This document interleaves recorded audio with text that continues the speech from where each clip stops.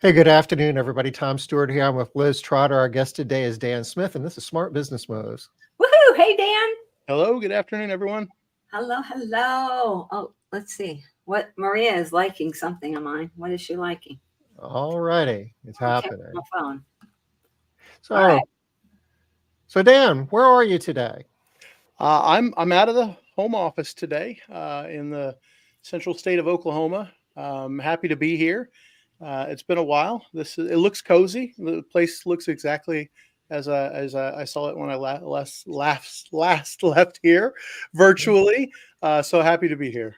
Awesome, appreciate that. I remember there was a time you were living out of an RV and traveling across the country and using Starlink to get on the internet. You still doing that? I travel as much as I possibly can. Yes, we have a trip coming up next week, and the Starlink is still enabling me to work wherever I need to. So it's my digital need. Would you consider yourself a digital nomad? No, I wish. I really wish I had a little more freedom in that respect, but I'm not there yet in my entrepreneurial journey. Okay, you're aspiring. You're working on it. You're a digital nomad in training. we are. So I'll go on record and saying digital nomad failed once, but willing to try again because we sold our house, belongings, everything, I remember that. I remember that. and things went awry. It didn't quite go as planned, and we had to buy a new washing machine and buy a new bed. And you just don't think about that when you have the idea of hitting the open road, not on the front end. Laundry isn't like top of mind until it becomes an issue. Yeah. So we tried it, and maybe again, I don't know, maybe in the retirement years, we'll see. Okay. Well, Dan, you said that you're going out of town next week. Why don't you tell everybody where you're going? I will be in Fort Collins, Colorado. What? Me too. Really? I look forward to connecting with you. We'll grab coffee. Yeah, we've got a really cool sales event that we're bound to talk about today. But if you are in the Colorado area or can make it there easily or interested based on what you learned today, don't miss it. It's going to be pretty awesome. I know, Don, right? What a coincidence. Yeah. So if you want to know more about it, there's a link I'll drop in chat. So what is this workshop about? I know we're going to talk about it a lot more detail. Do we want to just talk about it later? And yeah, later. I think that's probably the better approach, right? One of the things that I, aside from getting caught up with the two of you today and reacclimating myself to this venue, the topic of sales in our industry is never ending. Whether it's Chris on air the other day, last week, right? Or 10 years ago, it was different. 5 years ago, it was different. During the pandemic, it was different. It doesn't change. So it's a talked about subject that is never ending, but I'm here to make a case that it is always evolving. So there's a difference between talking about sales and recognizing what needs to change to evolve with the trends that seem to always keep moving. And talking about sales, if you wouldn't mind, while we're here, there's a couple of other events I would just like to let everybody know about. One of them is a regional event for ISSA Residential, which is going to be in Chicago, I guess the week after you guys are in Fort Collins. So, I mean, you can make the gamut and go back to Chicago. I know, Liz, you were contemplating doing this, right? I know, but I'm like, I went to book it after the last call. And then I'm like, but I have another trip the next week. So I'm like, should I do it? Should I not? So I have not actually booked it. Okay. I still have a feeling like I want to, though. And I'm desperate to see what the AI class is going to be like. I don't want to miss out. I'm having serious FOMO. Yeah, because The event on the 9th is the ISSA residential event, and we're going to do like an hour kind of overview of AI tools. But the the big event on the AI is going to be on Monday. That's a day-long workshop that we're going to be doing with some of the members of the Maid Central team, and we're going to be showing you tools that are on the market today that your team can use to be more effective at marketing, be more effective at sales, be more effective at customer service. And we're going to do a workshop where we're actually going to show you how you can build your own chatbot. And Awesome. it's not going to be fully functional, but as operators of cleaning businesses, it's going to give you a deeper understanding of how it works. So when you get to the point where you're doing that or hiring somebody to do it, you'll be much more informed in terms of the moving parts. And that is on Monday, the 10th. It's almost there. So Dawn has a really great comment here, Tom. Wouldn't it be great if the AI event was on Zoom, if it was live streamed? Yes, that would be It amazing. would be. Don, we gotta get ourselves together and figure out how to do that. The part that we're not sure about is a lot of it is like hands-on workshop type stuff, and having everybody in the same room when they have a problem, they can raise their hand and somebody can come over and help them. And not sure if it's going to be the same experience on Zoom. Then again, we don't know until we try. So Yeah. I guess the other part is the technology part. I don't really have a team lined up to broadcast, but maybe we could figure that out too. That would be amazing. Yeah. That would be amazing. Good job, Dawn. So smart. Yeah. Okay. But you keep pushing. We're gonna do that. We'll figure it out. I thought she said it's challenging for those online when it's a full moon. I was like, what? Sarah would say that. But no, full room. Yeah. And I know we have had challenges live streaming before when we have a full room and then also have the people live stream. It's hard to go back and forth. So But we're in a world of AI prompting now, right? Just we can prompt, no mistakes, please, and everything's going to be great. oh my gosh, that's amazing. I love this new strategy. We're working on that technology. It's right around the corner, I think. Yeah. And Denise wants to know if we're going to be doing the AI workshop again. Oh no, we usually do these things one event at a time. The only other thing that we know that we're doing for sure is we're doing an MCA live in September, and I think we're doing it in Charleston. And Liz, I think you're doing a workshop, an event in Charleston that same week. What day is it, Tom? I'm looking at my calendar. Is it September? I thought it was August. No, no, it's September. You're thinking of Detroit in I August. am thinking of Detroit in August with Lisa. Okay. Yeah. When's September? What's the date? Do you know? Yeah, I do. Do you have a calendar? Pop it up there. Yeah. Ooh, maybe Elvin can make a video for your MC clients. Oh, well, that's a good idea, Dawn. No, I don't want to play favorites with the Maid Central clients, but that's a good idea. 25 through 27 is the event in September in Charleston. And I think you were booking something on the 23rd and 24th. I think so. Yeah. I think I saw it on my calendar somewhere. It's going to be like a whole week thing. Yeah. Yeah, we're busy. Busy times. So, all right.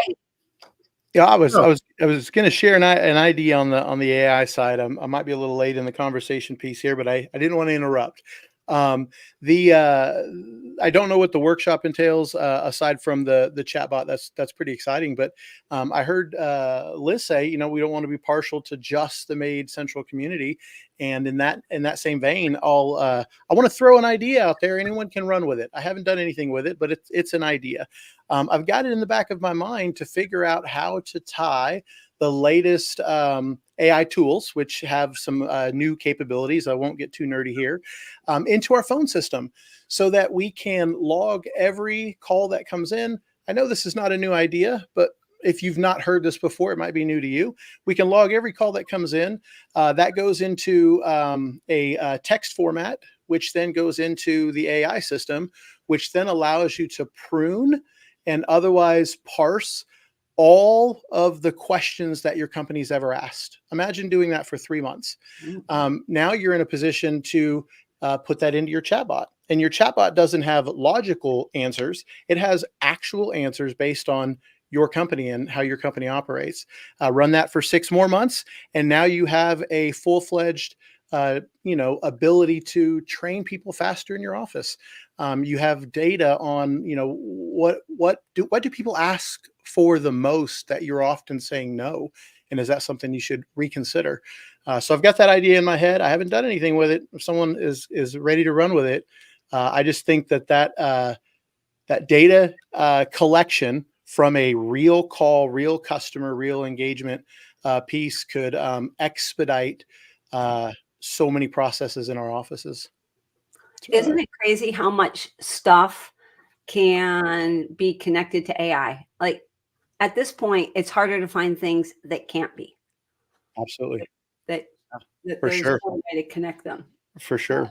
Tom's right down. He's like, all right. No, I mean, we're working on that now, actually, or at least the part of capturing voice conversations to text and storing it with the other customer communications in Maid Central. Oh, All of the things that we can do with that is kind of like phase 2, but we know that information is valuable, and we're we already do some integrations with like Ring Central, but we're looking at doing it through more of an open AI that's more phone system agnostic to make it easier for more people to use. That's amazing. So I started this off by saying we don't want to cater just to the Maid Central community, but I got to tell everyone that was not a soft throw to Tom. Like I had no idea that Tom is working on. I'm not surprised, but I had no idea that your team is working on that on the back end. So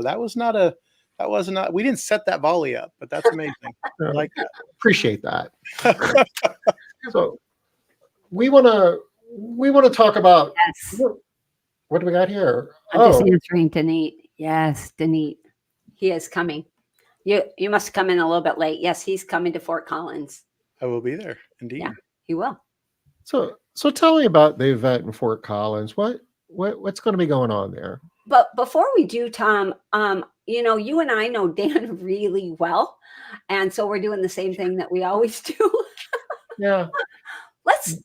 Dan, thanks. First time caller. No.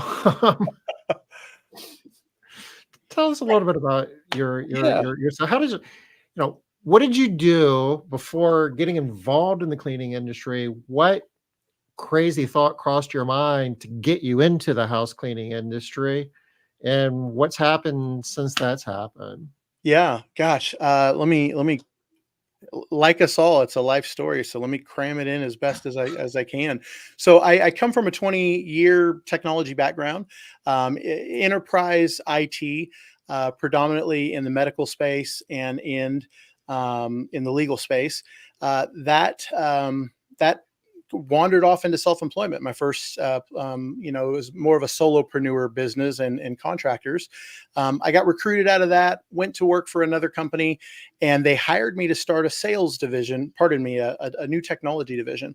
But what I didn't realize 3 weeks in, I'm sitting at lunch with the CEO and they made reference to me being a salesperson. And I said, no, I'm not your sales guy. Like I'm here to start this new technology profit center, this new division.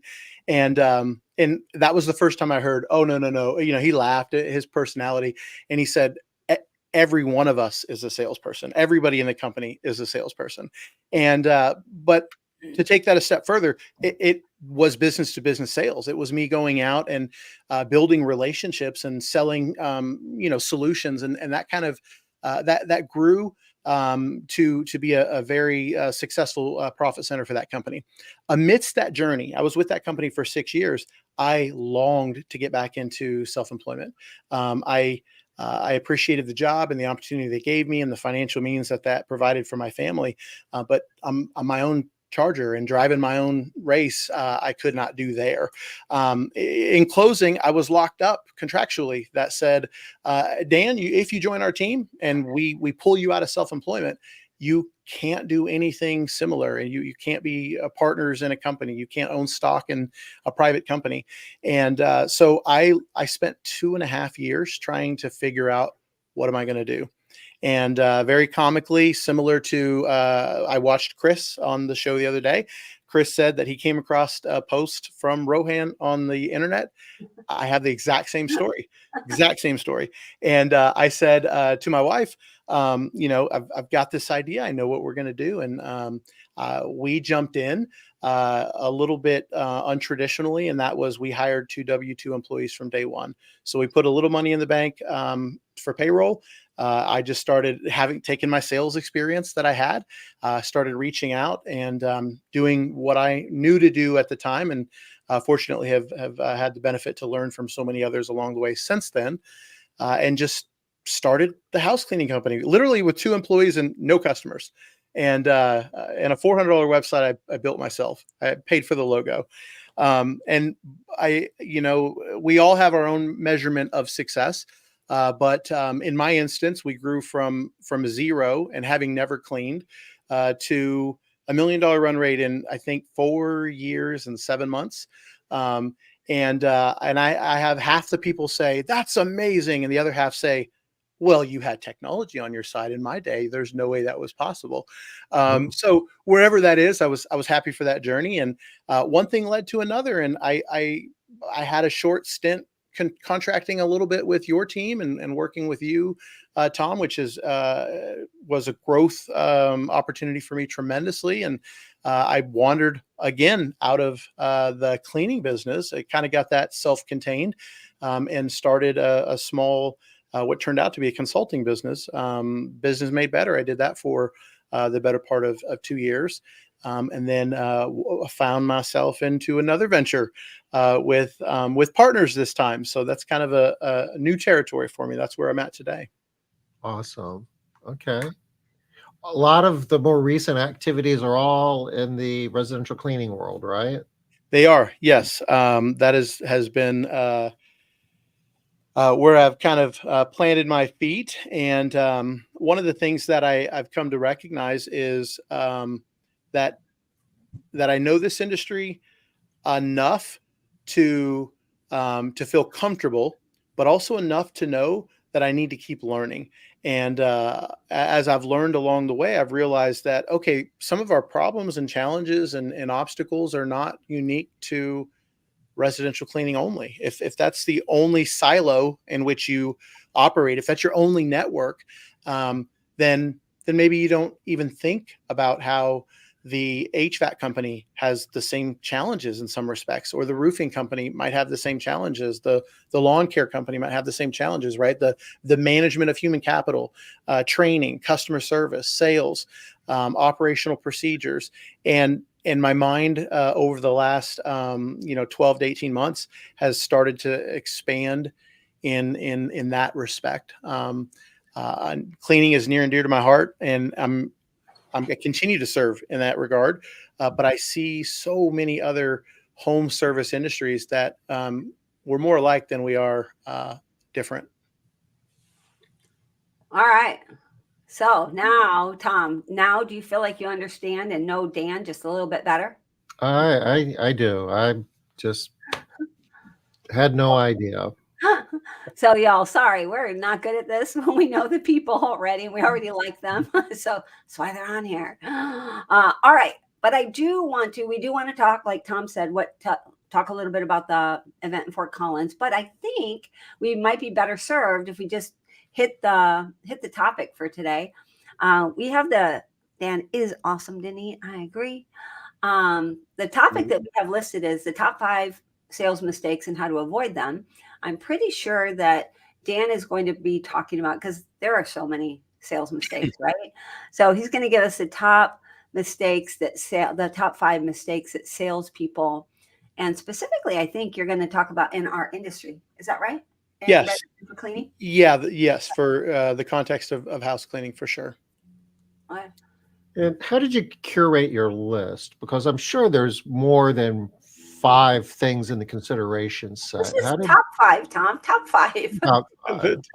The top 5. Yeah, right. How many of you, I would ask, how many of you, yourself included, Tom, have anywhere posted on the internet the best residential cleaning company in town? We are the best, right? Well, I've been doing this for a long time. If it's a mistake that could be made, I'm sure I've done it at least once. who voted that we're the best cleaning company? So the five top are really relative to what I believe and what my team and partners believe can make the biggest. What's that, Liz? And me. Yes, and Liz can move the needle the quickest in terms of trying to improve sales within your organization. Yeah, to be candid, the top five, they are the top five we are going to talk about today. But the raw answer is it's the five elements that are going to move the needle, can move the needle the quickest, which I'm going to challenge you watching at home. There's a mind shift factor to consider, and a little surprise at the end, if you will. And another big piece, I think, of this, of where we got the top five, Tom, is, we talk with, because of doing this company, because of listening sells, we talk with a lot of business owners, and we see, right? So let's speak to Listening Sells. That's the name of the company. Dan, Maria, Dorian, and I all own. And because we speak to a lot of business owners, and every Thursday we're on live calls with the different business owners, we see where people keep getting stuck, same places over and over again. And in my mind, the reason why these are the top five is because these five, two things. One, people have a hard time agreeing that this is something that they need to change. They're like, no, but you don't understand. They have an argument for why they want to keep doing it their way. Tom, I know you deal with this with Maid Central too. People want to keep doing it the way they've been doing, even if the results are not there. Or coaching, like every year in foundations, somebody will say, no, you don't understand. And that's kind of like, okay. Yeah. Sure. And so we run into that a lot of why people want to do it their way. And so my situation's different. Yes. Oh my goodness. Yeah. You don't understand my thing. I want to highlight practice in motion, right? Liz just mentioned the name of the company, Listening Sells, for the very first time, right? It wasn't mentioned because we were listening for the opportunity, and Tom asked, where did these top five come from? And that active listening paid off. Thank you, Tom, for working that in there. We were, I'm glad you were patient, Liz. It's a team effort. We got to it. Yeah. All right. Do you want to, I think you are going to share. Yeah. Let me see. Right?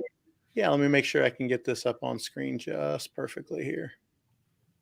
I'm glad you're doing it, because every time I see the present instead of share, I'm like, oh, is it the same, or are they going to give me a present and it looks like a present, the little thing on there. It's got a bow on a little package there. It's not. Right. So Tom, I'm going to be curious about what you think about these as we're going through them as well. I'll have an opinion. Yeah, I know. That's why I love that. All right, Dan, tell us what you got here. Yeah. So, okay. Leading with the five top mistakes salespeople make. We're gonna dig into this a little bit more detail, but right out of the gate, ignoring industry insights. We're gonna unpack what that looks like. It sounds obvious, but if you are a salesperson yourself, we're going to talk about it. And if you're a business owner, we're talking to the salespeople today, but put your ears to the ground and see what you can pick up here. Ceasing to learn. It's self-explanatory. You guys covered it already, but my favorite phrase is sometimes we do things a certain way, not because it's the best way, but because that's the way we've always done it. And we can't cease to learn. We have to keep moving. Order taking. Everybody's heard that before.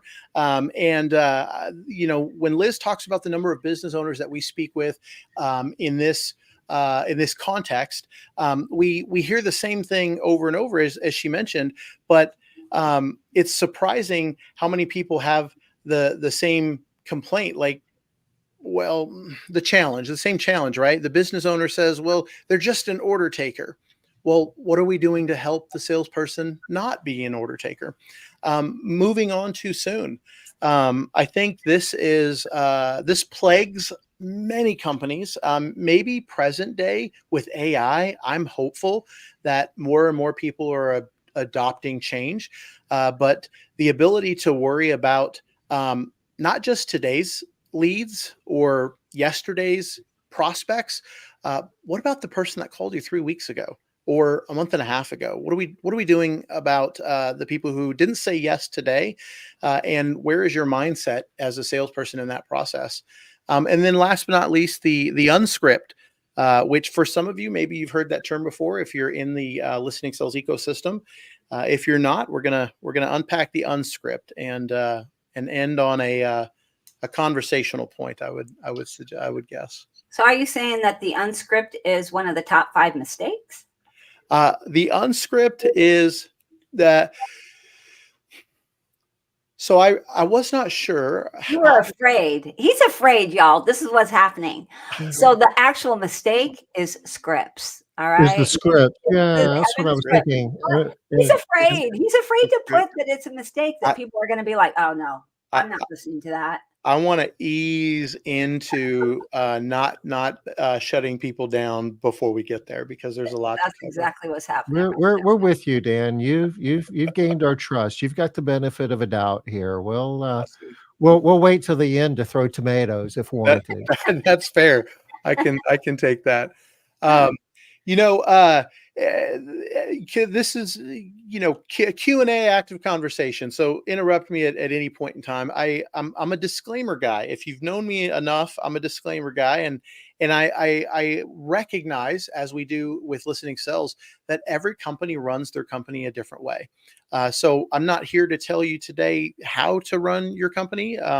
But when you take the framework, you take the information from what we talk about today or from listening sales, and you mold that into what that means for your company. At the end of the day, if we're talking about positive change in a direction that nets you better results, well, that's where we want to be. So that's the takeaway here, right? This isn't in stone. This is motivationally moving you beyond the pebble, I hope. Understanding your industry, very elementary, right? We have to understand our industry. Now, as business owners, that may come natural to us, right? If you've been in the industry for 30 years or 15 years or 10 years, you don't think twice. But we're talking to the sales team today. We're talking to your sales team who may not even be watching this call, but keep that context in mind. What are we doing to help them understand our industry, who our clients are, what do they want, what you see on screen there. And I venture to guess there is a percentage that I wouldn't be able to put my finger on.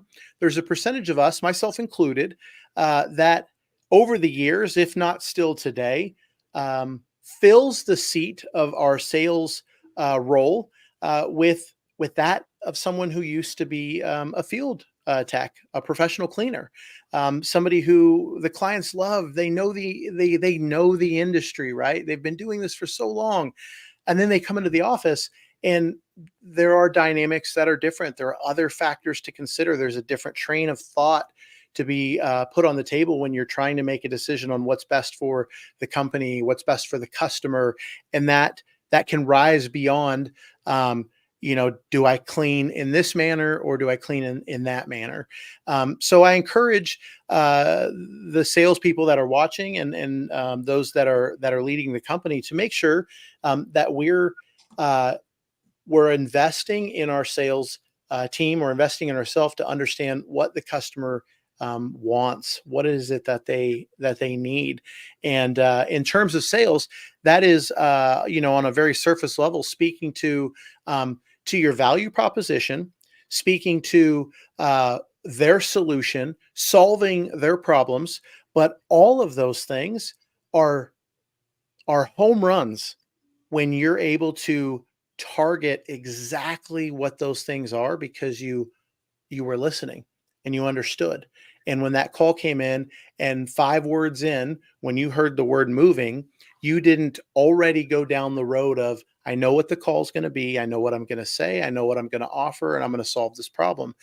Sometimes that autopilot can hinder us from listening and understanding how the industry works, what our customers need, and moreover, what that particular person on the phone that you have in the moment, what is their need, and how do we meet that?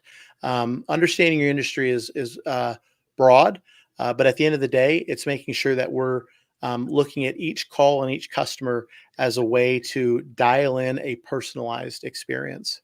There's another piece to that as well. I think a lot of times people have heard, it's similar to what we talk about a lot of times, Tom. You'll hear a good idea. And, we see our people all the time. They're like, oh, but I heard this great idea. And they try to do that thing, but it doesn't line up with what you're doing. That was a really great idea for that other company that works in teams of 4, and they have a 5-mile radius, and they're dropped off, like maybe Paul Freed, something like that, but it's not going to work for you, right? So understanding your industry is really important to know, so that you use the correct sales processes and methodology for this industry, for the industry that you're in.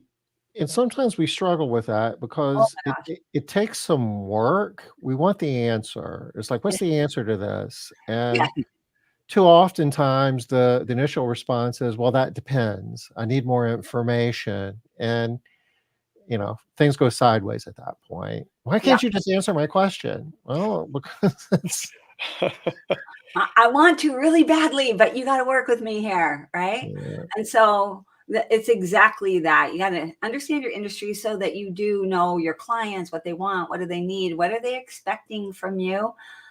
And you need to be thinking about these things so that you don't use a sales technique that would never, ever, ever in a million years work on somebody in the residential cleaning industry. There's just so much of that misinformation going around by industry.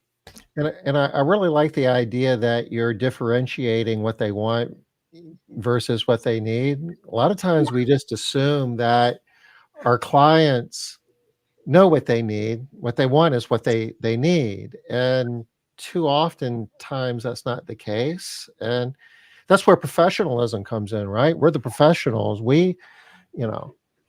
You don't go to the doctor and say, this is what's wrong with me and this is how we're going to fix it. You go to the doctor, you give them the symptoms, and you let them figure out what you need, right? And too often we miss that. And it's like, well, customer asked us to do something and we just did it, and that wasn't what they needed. And we always use the Henry Ford quote, right? If Henry Ford would have given people what they said that they wanted, we would all be riding really fast horses right now instead of driving cars, right? So we don't know. We literally do not know what we need. So much of the time. I think Steve Jobs had a quote something along the lines of, people will know what they want when I tell them. Oh, yes. I love that. Yeah, that's a good one too. I forgot about that. That's excellent. And how true is that? I can remember, Tim, way back in the day when the first camera came on a phone, he was like, that's the most ridiculous thing I've ever seen in my life. Why would anybody want to have a phone or a camera on their phone? It's ridiculous. If I want to take a picture, I'm going to go get my camera. He's like, yeah, I hate bringing that up, but yeah, it's a good one. I've been there. Yeah, embrace change is a mantra that I was introduced to at a company I worked for when I was 21, and that was their internal motto. We heard it all the time. And now in hindsight, it's because they were constantly changing. So embrace change was this positive light, like, that you were indoctrinated with. But it's paid off in my life tenfold, because life's always going to change. Things are always going to change, and being ready to embrace the new, especially with how fast things are moving right now. For certain. All right. So the first mistake is not understanding your industry. Yeah. And understanding how sales relates to understanding your industry. All right. Yeah. Ceasing to learn, ceasing, it felt like a weird word, but the more I processed that, the more I thought about what has transpired in my own cleaning business, in my own office, what I have seen from other sales professionals in other organizations that I've worked for. And that is arriving at a place in which we know how to do the job. We're not even talking about the level of success, right? You close 1 out of every 20 calls, or you close 19 out of every 20 calls. Just simply arriving at, I've got this. Like I know what to do. And some of us can shut down. Now, today we're talking about sales in the residential cleaning industry, but if for a moment you just think about what other aspect of your life that you've been comfortable enough, whether it's a hobby or a skill, where you just learned enough and you're like, I'm good. Like that's all I need to know. But when you apply that logic to your organization that has ebb and flow with clients and presumably needs to grow revenue, and inflation's changing the dollar we have today, so we need more dollars. What can we do to make sure that our sales team, or you as a sales professional, is working on, what are you doing to work on continual learning? This goes without being said, but I just want to make sure we're not missing the point that this goes far beyond top 5 sales mistakes. When it pertains to this in particular, you could just erase sales and just say mistakes, right? Yeah. So to your point, professional development. I was fighting where I was going to put professional development and yet not have 4,000 words on one slide.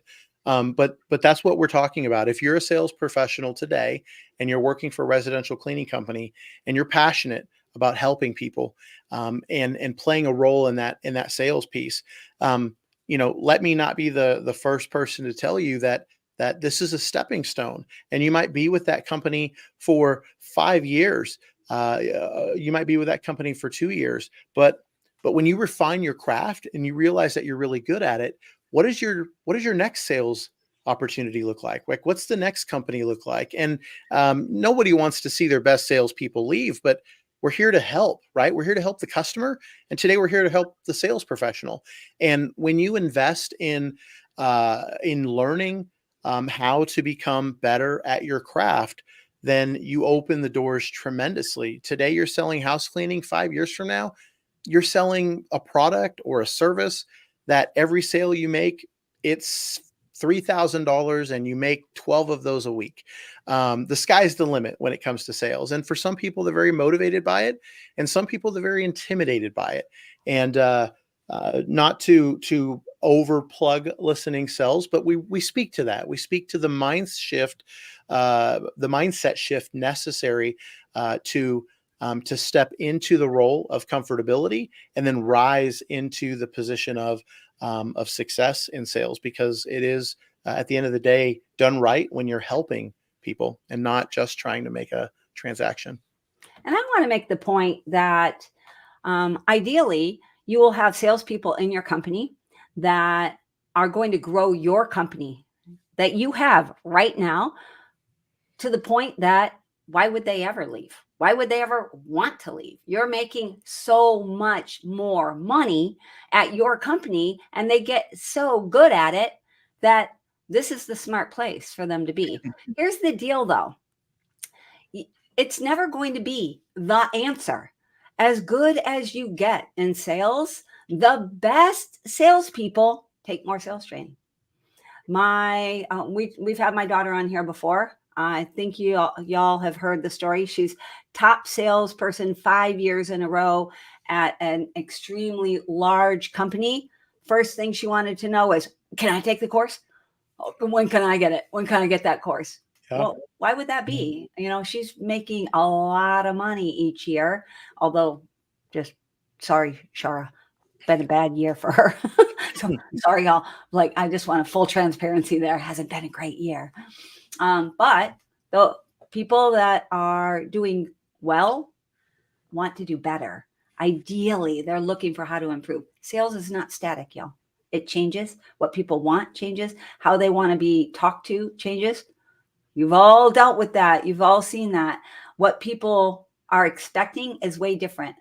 People 10 years ago expected a long phone call and for you to go out to their house and talk with them for 2 hours.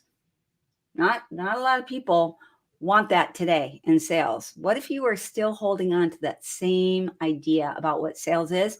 You'd be stuck and you wouldn't understand why. I'm doing the same thing I've always done. Right? How many times have y'all done that in your companies? Like, I don't understand what the problem is. This is the way we've always done it. Why are we having problems? Because things change, y'all. I just need to increase my my ad spend, my sales money, right? Yes. Denise wants to know, is this why scripts don't work? Is that too much feeling like I'm being sold rather than being helped? We're gonna get there, but yes, Denise, this is absolutely a piece of the issue. This is funny, the people who are doing the best in sales rely on their scripts less, not more. So we'll talk more about that later. I know Dan's going to talk about that on his last slide. Yeah, for sure. Any other commentary on this that we haven't covered already? The learning part, there's a correlation between that, at least in the residential cleaning industry. I mean, that's where we spend most of our time. The most successful people in this industry spend a meaningful amount of time learning new stuff. It's reading books, it's being parts of peer groups, it's teaching. At some point, when you're teaching other people, you are learning. The dirty little secret is you learn as much as the people that you're teaching and coaching. And there's a certain amount of humility that needs to go along with that as well. If you can just humble yourself to the fact that the more I know, the more I understand that I don't know, it gets a lot easier. I don't want to miss an opportunity to tie that into something I said earlier, Tom, the humility factor. When I mentioned, from two W-2 employees to 4.5 years later, we hit a goal. That was not because I had the answers. That was not because I was smart. And I've worked with a large in the world of consultants and coaching and sales professionals, successful people in our industry. I'm still third grade, I'm still second grade. Like I'm learning myself. I have had the luxury of working with a large number of companies over that 2-year period. And I would hear things like, oh, how did you do this? And how did you do that? And I've said it so many times. The only and the sole reason I attribute to any measurement of growth or self-defined success or goal hitting for my cleaning business was not because I had the answers. It literally was because I would open doors I was never invited to and ask questions to people who didn't know me and not disappear and put my nose in conversations that I was not expected to be a part of. And I just politely would ask questions, and I would go to events, and before I know it, I'm learning from this person and I'm learning from that person. And we don't have time for it today, but I got an amazing story of my first time meeting Matt Ricketts. When I say amazing, think incredibly funny and comical. But I digress. I attribute that to every person that's ever helped me, the both of you on this call, and so many that might be watching along the way. And I encourage everyone to take that same logic. I'll close the point with this. I met a woman who had been in the industry for over 30 years, I think 29, 31 years. And in that entire time, she had not spoken to another cleaning business owner. I was the first person that she'd ever encountered. And I was introducing groups and associations, and that was foreign. And I'm like, you don't understand. You need to talk to people other than me. Well, Dan, you can help me with this and that. Yeah, I know that's great, but please let me introduce you to Liz Trotter. Please let me introduce you to someone else. And that person is flourishing, and her whole business is turned upside down because she has a community of people that she can learn and tap into. All right. You need to, yeah, she was at scale. She's amazing. Yeah, Well, she is. we only have 3 more. I mean, we have 3 more slides though. Yeah, we'll make it happen here. Okay. Taking orders, order taking versus building relationships. So all too often we hear, we've got to stop being order takers. Well, what's the alternative? Do you know the alternative? Is that mapped out as a salesperson? Do you know what you need to do? If you do, why are you not doing it? If you're a business owner who is wanting your salesperson to become not an order taker, what are you doing to invest in them and help them in that respect? Moving along the time frame here, this probably more than anything, it's a mind shift requirement. Many times when we hire someone who is not dedicated to sales in their past career, right? Whatever they were a stay-at-home mom, they were a working professional, they were a cleaner 3 weeks ago, but they were not a professional salesperson. When you introduce them to, well, we need to call and we need to ask somebody, and we need to give them a price, and the price is going to be $300 or $600 or $1,200.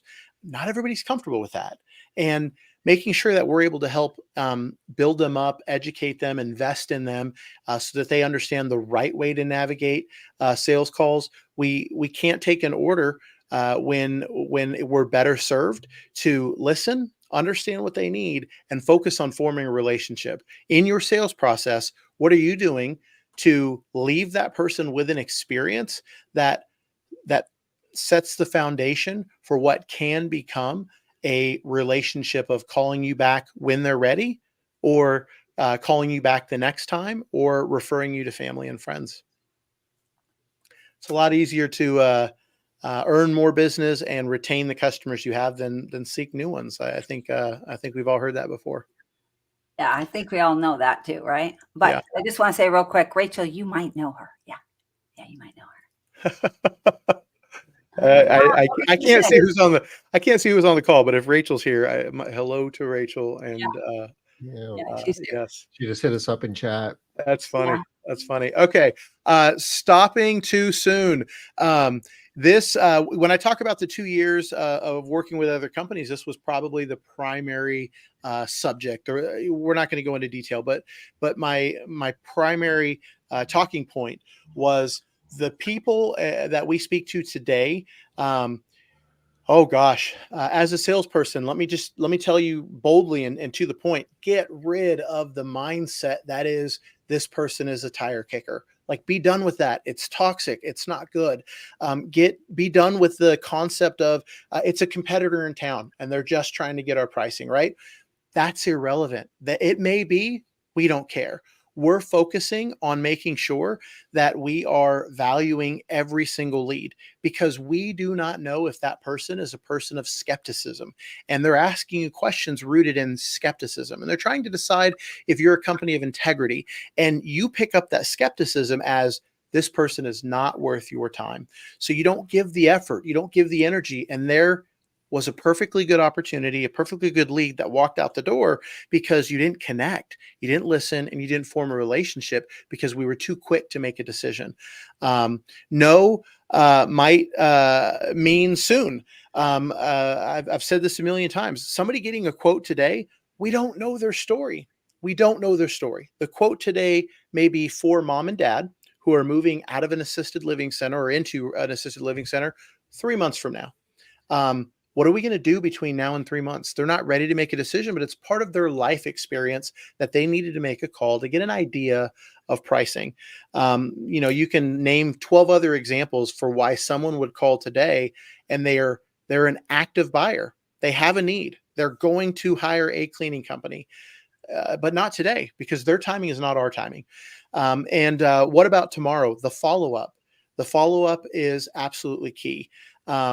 The number of times I've heard people say, well, but I've called him 3 times already, and I feel icky. I feel not right. I don't want to be pressury.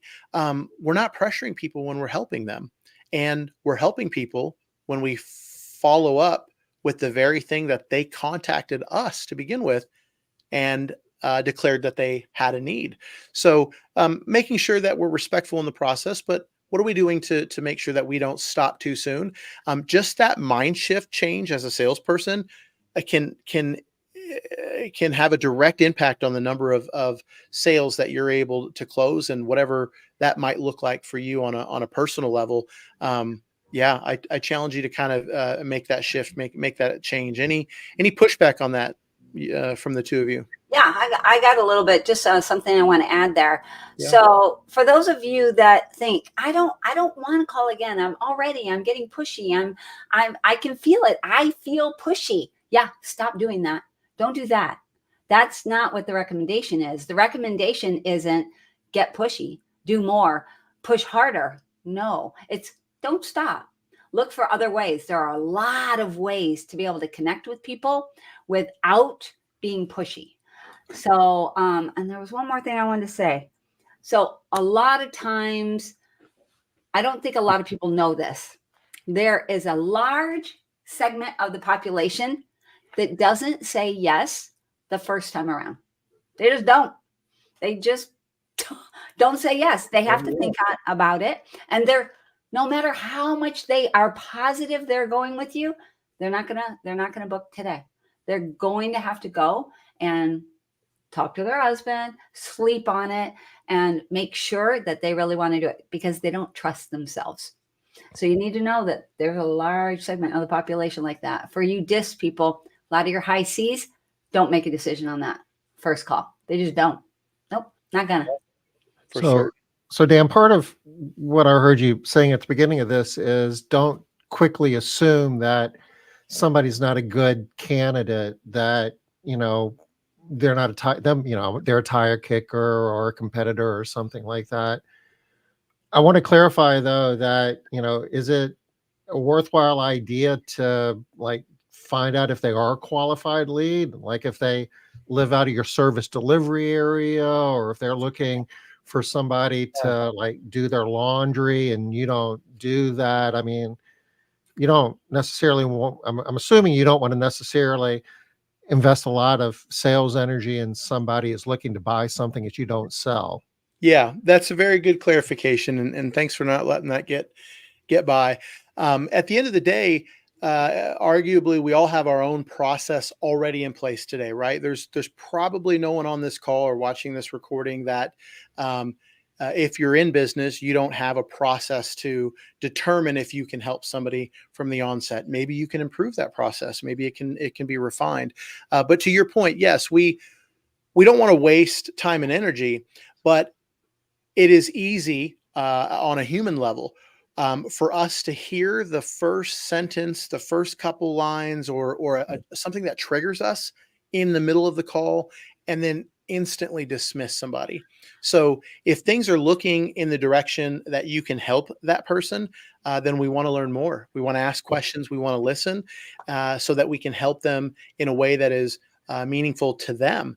If we are quick to pass judgment, we just don't know the scenario. My next best example is the person who has more money than. And I got you. We got the point. Yeah. So don't assume. Don't assume. Okay. Fair enough. Hey, let's. I appreciate you guys helping keeping me on track here. Scripts can work occasionally, at times ish. You remember at the beginning of the call when I said I'm not here to tell you that your way doesn't work and this is the way. That's not the thing, right? There are very successful companies that have scripts and they operate exactly in that manner, and they'll tell us all day long that they've built an empire on their sales script. They have the best sales script in the industry. If that works for your company, keep on, right? Why would you do something different that's going to reduce your success or your revenue? If you're in a position where you want to improve your results and improve your outcome, I want to challenge you and in conjunction with Liz and Listening Sales and Maria Dorian, the unscript is the concept of making sure that we are prepared to speak to our offering and the needs of those that call no matter what the circumstance is that comes in. And I don't want to be so quick to jump to a negative experience, but you've got this refined script and somebody calls you in and they have a need and everything's going great. And then they start crying and you don't know why they're crying. And you find out that there's a loss in the family. There's a sharp left turn on that call that you never expected. So you're at this crossroad. You're at this crossroad of emotion versus, well, the third paragraph says here that I need to ask you, do you have a dog? Is this the right time to ask about a dog? Is this the right time to follow the next line? And when someone shares something with you that is to be celebrated, do we overlook the opportunity to connect with them emotionally and read the next line? If I'm rigidly locked into a script, I'm not listening. Is that the point? Yeah, that's the point. You're not able to bob and weave in a way that is meaningful to that person. And throughout this entire presentation and conversation, what I hope that everyone is able to extract is when we're actively listening, we're able to connect on a completely different level than assuming we know what they want or following the script. And that is a game changer for those that are in the listening cell ecosystem, but also it's proven across the board. Let me, there's one other really important piece I want to talk about.